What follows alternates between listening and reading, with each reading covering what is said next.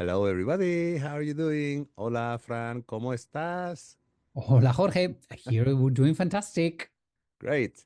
Okay, chicos, we'll be back in a second after this symphony.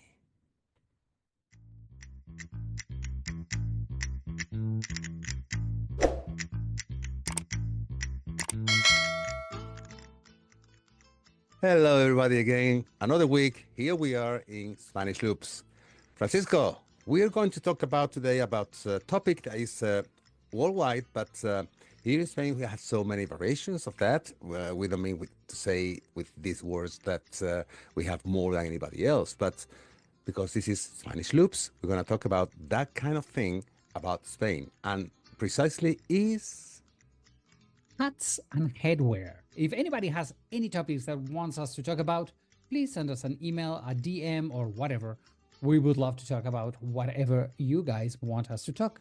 But mhm, today we're going to be talking about headwear, hats, and the rest here in Spain. good, perfecto.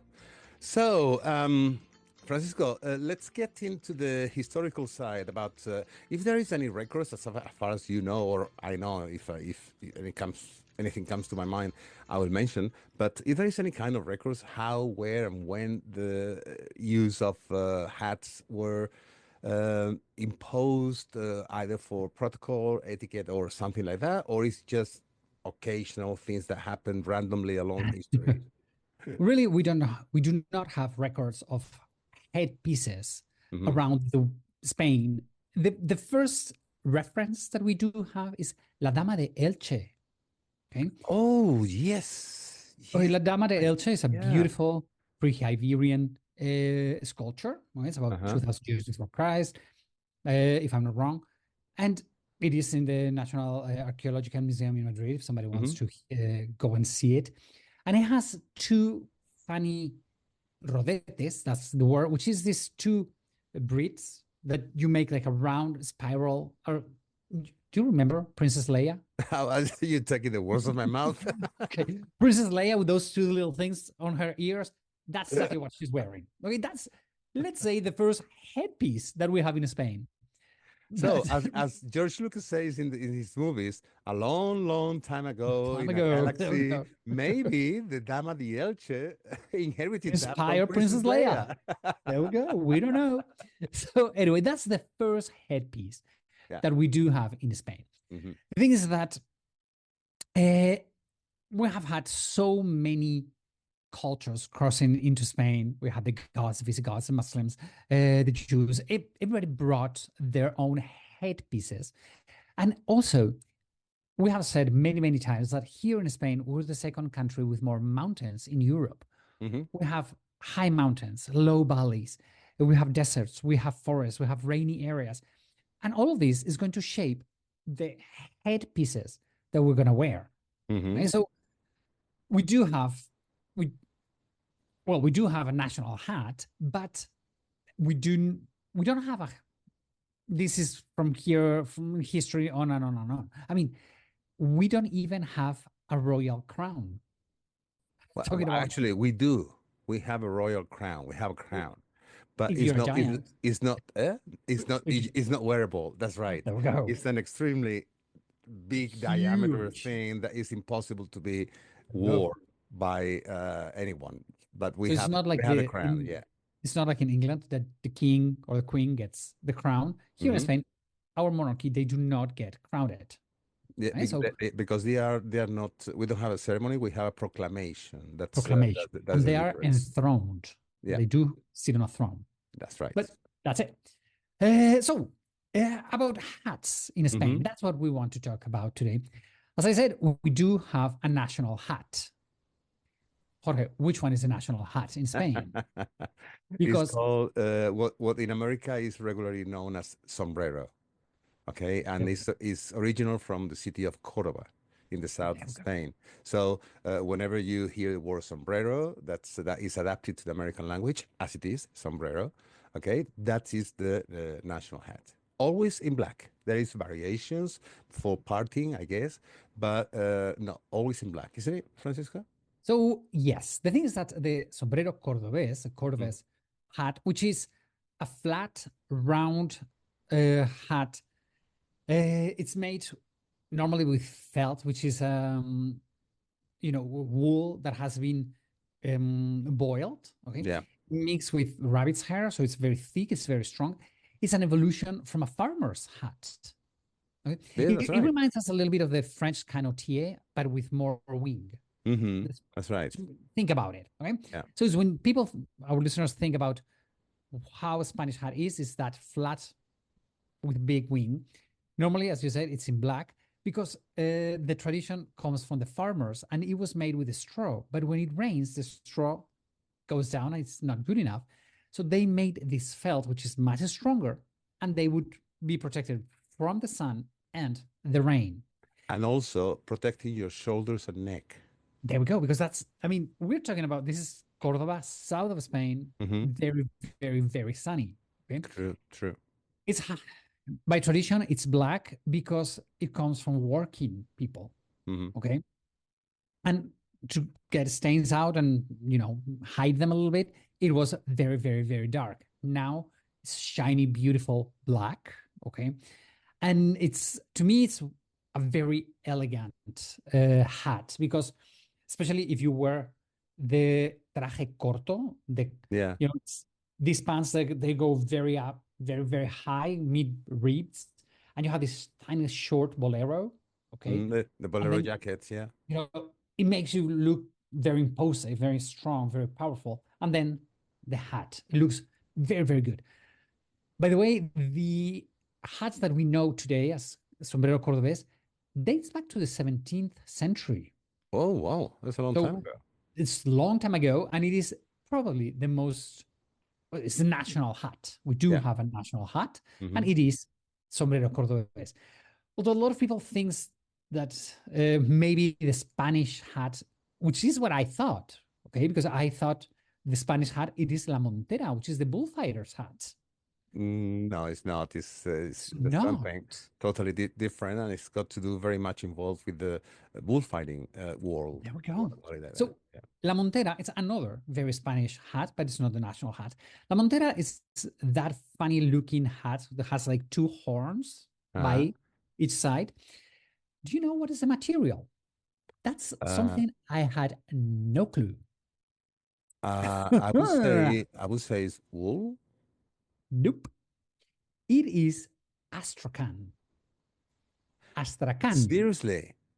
Astrakhan. Wow. It is lamb's wool. Yeah, that's right. It is lamb's wool. Yeah. And it is made to measure for the head of each bullfighter. Okay? Inside has a lining of silk.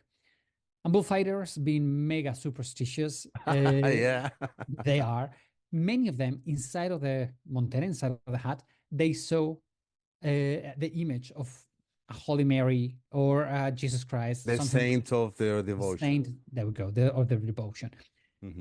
This hat, La Montera, it's a transformation of the Spanish suit of light, the bullfighter's dress. Okay, the bullfighters, long time ago, they did not have this type of hats. If somebody comes to Spain and you have the pleasure to go to the Prado Museum in Madrid, you're going to see Goya, Francisco de Goya's paintings. And Goya loved bullfighting. And he is the first one who pictures or paints the dresses of the bullfighters. And the bullfighters back then, they didn't have this type of hats. They had like a net tied on the back of their head with madroños, with little balls of wool decorating it. Yeah. It evolved. And on the 19th century, to be more precise, 1835 is when the first bullfighting hat was bullfighted on a bull ring. It's only from 1835. So the montera was firstly used in 1835. I have no clue about that. To me, I was blown away. I mean, I love all of these topics because we research and it's like, only from 1835? Yeah, only 1835. If we talk about bullfighting, the other image we have of the bullfighting are the girls. Yeah, okay, that's right. This is much more old-fashioned. They would wear a peineta with a mantilla. Yeah, that's right. The peineta, it is this Peineta comes from the word peine, which is a comb. Yeah. And you, for our listeners, in many, many cultures, you have a comb, and when the girls are combing their hair, they they make the nice little thing, and then they stack things. In China and Japan, they have the long sticks with dingling to keep the hairdo the way it is. Yeah. In Africa, for example, when African women, when you have all that curly, curly, curly hair, they are combing their hair. Many times they end up leaving that comb inside of the hair. That's exactly the same origin as we have it here of the So it's peineta. like a kind of a giant comb going like this, isn't it? Just like Yes, to that in the hold. back of your head. There Just we go. holding the, how you call that bunch of hair behind your head? Do you remember I'm bald? To me, hair on somewhere, it's a miracle. Okay, all right. So let's put a silver lining in here.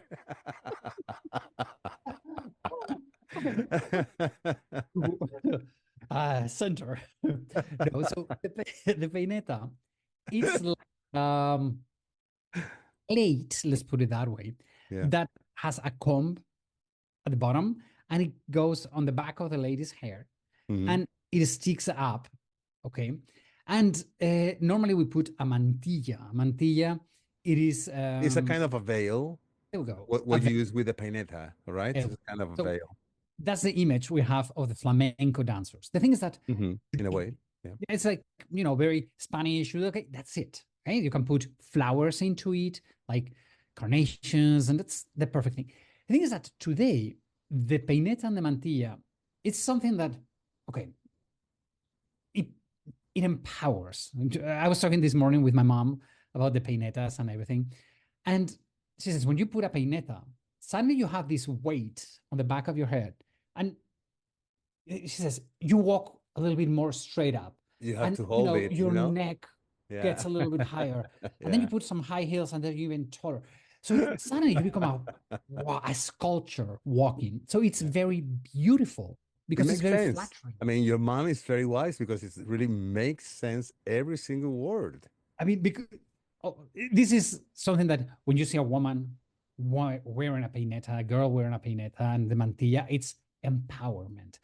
And now there's something that you don't wear on an everyday basis. It is, you see a lot of people wearing them on weddings. Oh yeah, yeah, And absolutely, yeah. But never one in of the, black, never never in black. black, there Yeah, we go. in If weddings, you, in in weddings. weddings, if you are invited to a Spanish wedding, you need, by courtesy or good manners, you need to find out what the mother of the groom is going to wear, because the Hmm. peineta and the mantilla is the most spectacular thing, and nobody should be wearing a peineta and mantilla unless the mother of the groom is wearing it. Okay? True, that's right. The one who sets the dress code for the other ladies, it's that normally nobody will wear a peineta and a mantilla except the mother of the groom. Okay, so Hmm. imagine you walk in the cathedral, with your mom by your side, and your mom is wearing this peineta and this mantilla, and she's all elegant, and all the looks are on her. You're just the groom. Remember, you're nothing on a wedding. You go, well, you do. You're just like nothing. You go in, then you go into the main altar, and then afterwards, the bride comes in, and everybody forgets about the mother of the groom, and all the eyes are on the Hmm. bride. Right? So But by the it's way, man, that peineta is also, it could be wore also in uh, by the bride on a wedding. yes, there's a lot of brides that choose to wear a peineta and a mantilla. Hmm. All right. Okay, And so what about, because we mentioned a few moments ago that's never in black. Black is and the black veil is mhm. reserved for something very sad, which is funeral. Easter, Yeah. funerals and Easter, And the Easter. most important funeral in Catholicism, which is Jesus Yeah. Christ to death. Yeah. If you come to Spain and you see all of these processions Hmm. in Easter, you're going to see that women are wearing these peinetas with a black veil. Okay? Hmm. And it's very elegant, totally dressed in black with a black mantilla. By the way, the peineta normally it is made of carey. Carey is the turtle shell that Yeah. obviously it is 100% forbidden today to buy to make one because it's an animal that is protected, turtles. Hmm. But if you have an old one, they're made of that. Now you can have And that is worth a lot of money. a lot of I money. have to tell you that there is, at least as far as I know, here in Madrid where I live, there is a shop that they're specialized in fans, umbrellas, and peinetas. Okay. It's very central. It's in the core of the city. You and I have been there Okay. making some videos. And guys, Mhm. if you go into our social media, you will find us there broadcasting live. So there, they showed me because they were so generous that they let me make a live broadcast once a few years ago, and they showed me one of those that you were mentioning, made out of carré that they have kept in the shop. In one way, it was an emotional thing to keep it because it was the great grandfather who bought it very expensive in those years when those materials were not forbidden yet. Mhm. Okay, they were not illegal. So it's there. But in another way, it's because of the price. Yeah. I think, if I remember well, the owner of the shop told me that that piece, that peineta, it was valued in 15,000 euros. Well, I mean, they are one of a kind. They have to be made by hand. Hmm. They're treasures, Yeah. beautiful, beautiful treasures. Yeah, they had he also told me, and that was very curious and very moving at the same time, that they once had an offer from a collector that he came over there, and he offered them something, some stupid amount of money, something like about 30, 40,000. And he was the one, the owner, who took the last word saying, you know what, although it's here for sale, it's more as an exhibition, as a tribute to my family, because I am the fifth generation, and it is here Oh. just for that. So he renounced to quite a large amount of money for that thing, instead of Well, the losing thing it, is that, just keeping the legacy of the family. but but I so much understand that because the mantilla, the peineta, it's something that is being worn in your wedding, in your Hmm. mother's wedding, in your grandmother's wedding, in your Hmm. and it's something so personal, so private. It's touching your grandmother, and you don't sell it. It's impossible to sell Yeah, that. So that's I right. think That's it's right. beautiful. So Hmm. um, so about the mantilla, the veil, as you said, it should not be black. Okay, it should always be in color, normally beige or not white, always beige. Only black for Easter and funerals. If we talk about Easter, there's another hat that for Americans is very, very, very shocking that we get to see Oh, in our yeah. Oh, processions. yeah, yeah, yeah. And I which know. one is that? Well, we call it capirote You call here it in Spanish. capirote. Yeah. What is the capirote, Jorge? Well, capirote, how can I put this into words without showing a little bit how uh, bad makes me feel about it. Okay, listen, guys, you're gonna say that I get into one thing and link into another, but sometimes there is no other ways to explain things. That capirote for people that they're not used to, or they have no idea, or maybe because of your cultural backgrounds didn't allow you to, or you didn't have a chance to. When you see those things at Easter, you get freaked out because, okay, it's the cone hat. Okay. Okay, and the cone hat, Francisco, in some parts of the world, in North America, is associated for what? With what? Racism, KKK, Correct. of that. So that is a cultural appropriation. And okay, look, we have to go back to the times of the Inquisition. We have a chapter dedicated to the Inquisition in this podcast in Spanish Loop. So go backwards on the timeline, and you will find exact details of what we're talking about about the Spanish Inquisition. Okay, so I'm not gonna enter now if it was good, bad, or I mean, it wasn't good at all, but they were worse than ours. But in the old times, when the trials of the Inquisition, those who were condemned, they were fit with something over their heads, which is that kind of cone hat. letting know everybody around the streets because they were taken from the trial courts that they were normally in an open space, like a main square or something, to the jail. They were taken on foot.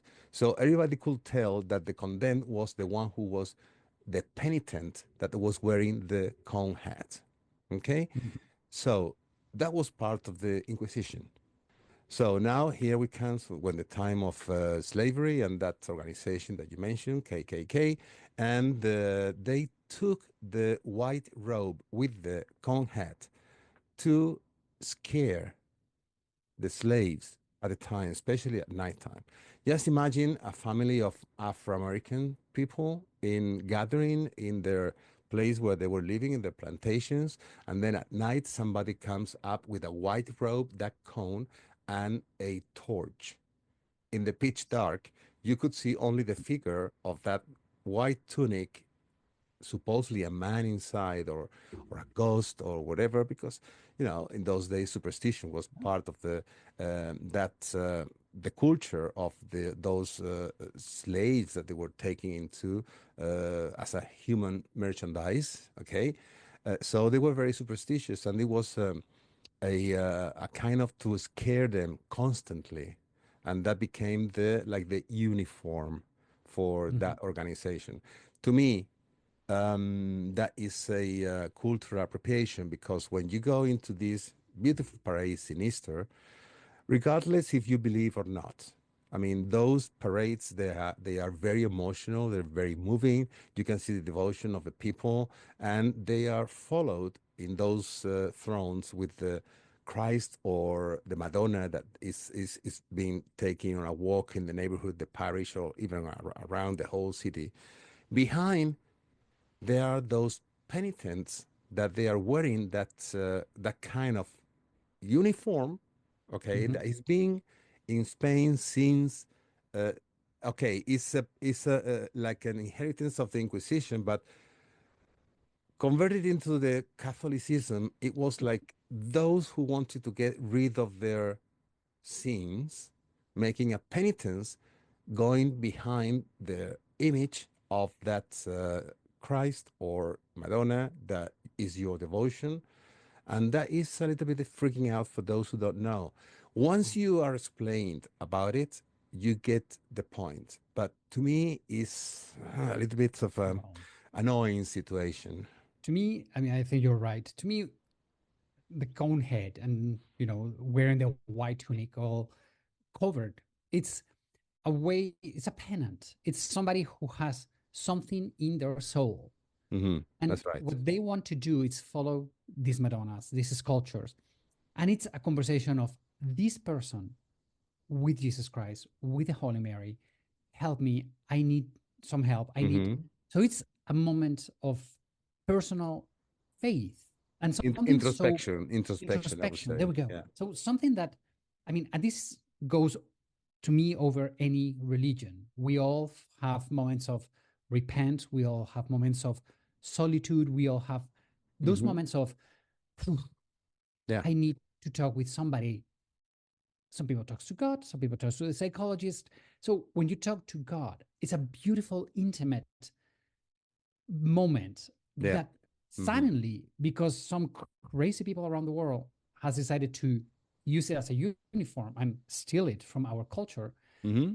it has come to, and I so much understand, especially Americans, when they say, it's like, oh my God, it's KKK. It's like, what the hell is going Yeah. on here? Yeah. No, no, no, it has That's right. nothing to do. It's, in fact, totally the opposite. It's a That's right. beautiful, beautiful moment of repent, of loneliness, of, I know I have all of these people around me, but I need to find God somewhere. So Hmm. that's the origin of it. That's the Not, origin. That's right. but Well, let's anyway, let's keep continuing with this was a moment of seriousness in this yes. podcast. But now we're going to continue with the hats and headwear thing. Let's talk something about regionals type of headwear. Francisco, Hey, so enlighten us, please. enlighten. One of the things that a lot of people have no clue about is when we talk about the beret, the French beret. Yeah. Hell no. That's a Spanish beret. And Jorge has a beret who wants to show. It's Here it not is. French beret. That is a Basque beret. Okay. Yeah. And the So name in Spanish is boina, right? boina, Boina, boina. You look good on it. Thank you. So the boina, it Yeah. was the shepherd's beret. Okay? A lot of people, international people in the world, they know the beret as a red one, but normally on a daily basis, we wear the one you're wearing, the black one. Hmm. Okay. The one we that is red, we only use it during celebrations, okay, in big parties. And so when you have a party, you do have a red one. If not, you wear the black, right? Okay. So the boina and variations of boinas, okay, we have them all along the north of Spain. In the Basque country, in Navarra, in Aragon, we do have boinas. If you go a little bit more to the east, to Catalonia, they're going to have the barretina, which is a little bit longer, so it falls down like a smurf, but pretty much all of them are the same, right? Coming from shepherds, it is also made of, how do you say, boiled wool, okay? So it's felt, and it's It's a little bit dirty, mine. I don't it's a know little why. yours a little dirty. Okay, there we go. Keep it clean, please. Other thing is that it's good for temperature and it's good for the rain. Okay, so the good ones, the ones that cost some money, they are going to be a water repellent. Right. I'm So, telling you, this is I spent a little fortune in this one. well, I mean, Yeah. Yeah. they're not cheap, This but is they're a a good one can be 50 euros, 60 euros. no, So you no. paid more for that one. Ooh, is it a Losegi or which brand Yep. is it? Yeah. Losegi. Okay. Ooh, that's a Oh, good one. oh, oh. That's Los Seguí, by the way, is the brand. All right. yeah, It's a Spanish brand, and they've been going, I mean, they've been running for about maybe a couple of hundred years. I don't know, a couple hundred years, Yeah. only doing And berets. this is a guarantee for a lifetime. Yeah. Seriously. And I have no idea how many years since I bought this one. And when I saw the price, I was shocked. I said, oh, hell no, I'm not spending that money. And then I cannot remember if it was, no, not you. No, no, you. Somebody else said to me, look, that if you buy one, if you ever buy Yeah. one, buy that brand because that is for life. And I can tell Oh, you, I have no idea how many miles this has this traveled has. with me and how many years I got it with me, how many times I wear it. And I mean, I live in Madrid. This is not normal for Madrid, No. but when it is really cold and you see people with hats going around, which is not very common nowadays, now little by little I can see more people with hats. Hmm. Believe Yeah. it or not, right? But normally there are caps or things like that, which I have also a collection there of maybe 100 caps. Yeah, and but I have a few hats, and this is I have to tell you, for winter is one of my favorites. Okay, so here It's it is. very comfortable and it's like perfect. So I love the boina. Oh, it's So warm now. it's warm, so you don't wear it at home. And but there's another hat that has scared the boo boo out of a lot of people, which is the tricornio de la Guardia Civil. Oh, whoa. Okay, the famous three-point hat worn by Yeah, the Guardia Civil. yeah, The Guardia Civil, it was founded in 1844. Okay, it was Isabella II who gave this three-point hat to the Guardia Civil. The thing is that unfortunately, the Guardia Civil they became the Francisco Franco's private police officers, yeah. and Oh, yeah. they they had the right to do whatever. But the thing is that this hat, it is a huge symbol of the Guardia Civil. It is. Yeah. A long time ago, it was done by also fabrics that they would deform. But the thing is that by the 1950s, we do it with vinyl. Okay, so it's shiny black. Shiny. Yeah, yeah. Okay, and I mean, it has 3 points, one in the front and two on the sides. So this area that it's between the points is good for them to see. So it's very practical because it stops the rain. It's vinyl. So that covers you, let's say on the It front, covers but you on the the front. sides, On the you sides, you you don't don't lose have a sight. dead you don't have dead angles. You There you we go. see You what is don't have a dead coming. angle. There we go. Hmm. And also is very representative. So it is practical, but also a big representative. Okay, so Hmm. that's probably the most modern hats that we have that is very famous around Spain. Nowadays, the Guardia Civil, they have changed the hat, and they only use this tricornio, this 3-point hat, in parades or special days. Okay, but Or I've seen some of those Guardia Civiles that they are in like guards of official buildings that they are no, there. Then they have to wear the uniform, the official uniform, with the official hat, which is a regular tricorn, isn't it? when they are escorting a place, As well. Yeah. they are wearing the formal, not the official, Yeah. because all of them are official, but this is the formal dress. Right, so that's the difference. So those are all. I mean, in Spain we do have 100,000 more hats. Okay, we do have the hat of in Madrid. How many hats do you have? Are you gonna show us a collection of hats? That's not a Spanish hat. That's a Panama. No, Okay, that's a Panama hat. Yeah, that's right. And I but wear it a lot in summer. It's so fantastic. Oh yeah, okay, don't love take it. that out because I'm gonna ask one thing. Yeah, Because but you live in Madrid, and in Madrid you have the hat of Pichi, which is the chulapo.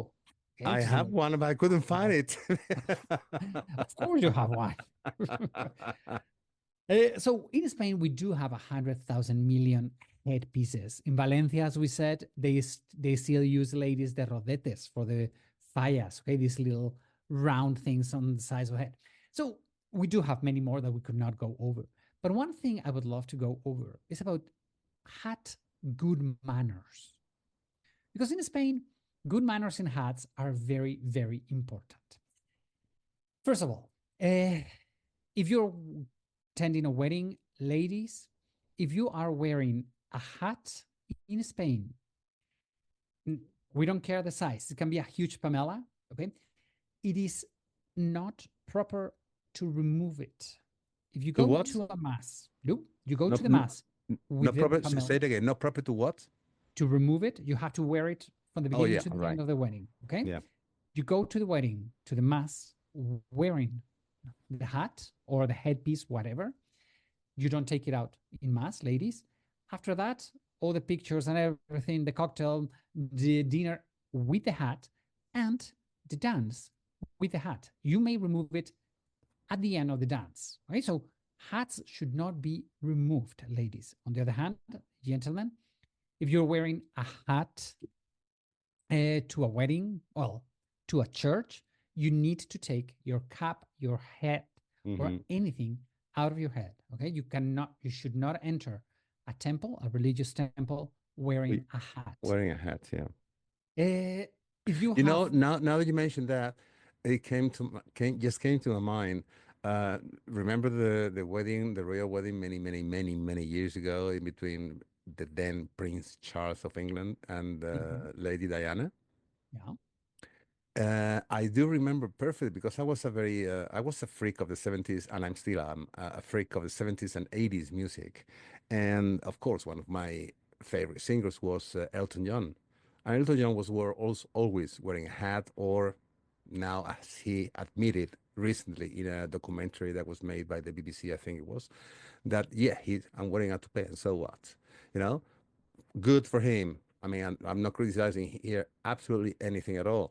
But at that time, because he was wearing a top hat for the wedding, uh, several cameras on the wedding, they focused at him because it was the only time that it was when they catched him almost bald as he was here at the top, mhm, okay, and he just didn't mind, and he mentions that in one documentary, that he didn't mind at all. First, because he was invited to a royal wedding, which is an honor.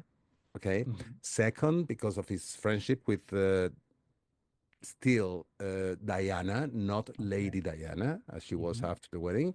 And also, it was very shocking for the entire world at that for a few moments. He took more the attention than the wedding itself. You know, I of remember course. that moment. Yeah. You So, go into a gents, church when and you you go need to a to wear church a and a hat. wedding, you just take the hat off. Yeah. But there's one more thing that Hmm. us gentlemen should take in consideration when wearing a hat, which is what side do you tilt the hat? Well, it depends a little bit on something, doesn't it? Only in one thing. It's always should be tilted to your left. So your left eye is closer to the hat, and the right one should go up. Why? Because by tradition, Uh-huh. ladies are on our right, and you want the lady to see your face. You don't cover your face Oh, with a wing that's of talking. no, but if you're gonna tilt it to one side, you don't tilt it towards the lady because that way she doesn't get to see you. Okay, you have to put it to the other side so she gets to see you, and you can. You mean something like this? How many hats do you have, for God's sakes? Oh God, I am the bald one. Okay, that looks like the Thor one.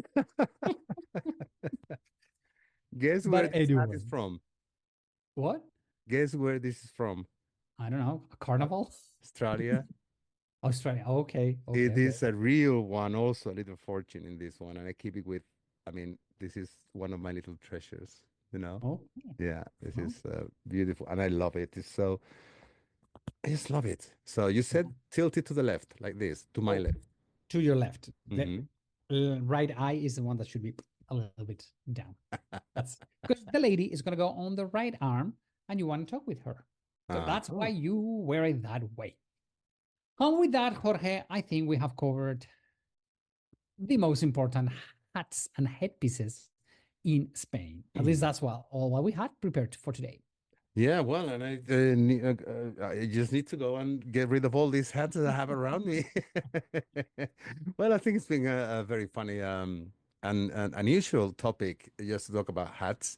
And hey, guys, if you're a hat freak or you like, or even you have some um, strange, exotic photos of yourself with wearing hats. Ladies, same for you.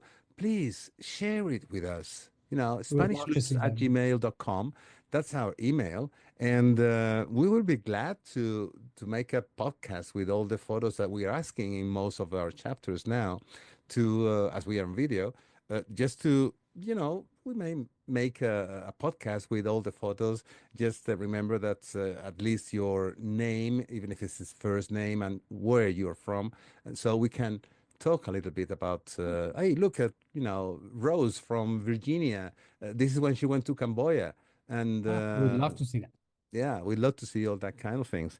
And if you want to, where is it? Wait a minute. What are you doing? What are you looking for? This, if you want to have a chance to buy one of these, by all means, uh, your chance will be perfect if you take one of Francisco's tours, because he's doing one of his tours is the Camino de Santiago. And you are, if I'm not mistaken, Francisco, you're starting in Pamplona. Are you going to the Basque through the Basque Country as well? We do walk one day in the Basque Country by the coast, and it's where you can buy one of these beautiful boinas by Mhm. Elosegui. I Thank mean, you, Jorge. even in Pamplona as well, right? Did you go to Yes, your you can hometown? find.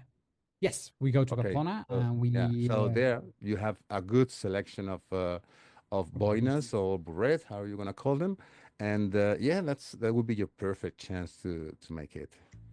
thank you, Jorge. Everybody can find all of that information on my website, which is travelingsteps.es. That's right. And if somebody wants to buy a sombrero cordobés, Spanish national hat, they can check your tours because do you go to Cordoba? I do go to Cordoba. Yeah, actually, it's in the tour called The Essence of Southern Spain, and it's also in my webpage, which is travelingwithjorge.com. So thanks, Francisco, for mentioning. And chicos out there, I mean, on my side, that's everything. Francisco, thank you so much, and we love you. We love you, everybody. Have a wonderful, wonderful week. Thank you, Jorge. And we shall see you in 1 week. Adios, Jorge. Adios, amigos. Adios. Yes.